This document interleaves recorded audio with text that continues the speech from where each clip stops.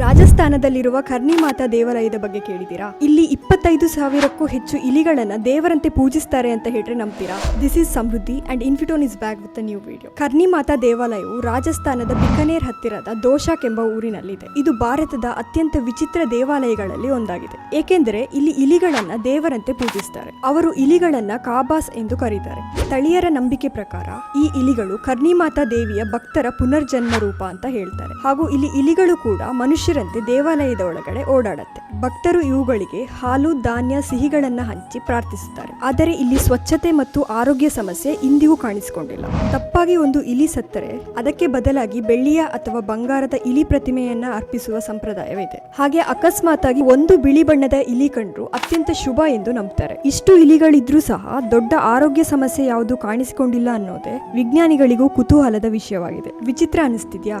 ಎಲ್ಲದರಲ್ಲೂ ದೇವರನ್ನ ಕಾಣುವ ನಮ್ಮ ಸಂಸ್ಕೃತಿ ವಿಚಿತ್ರ ಅನ್ಸಲ್ಲ.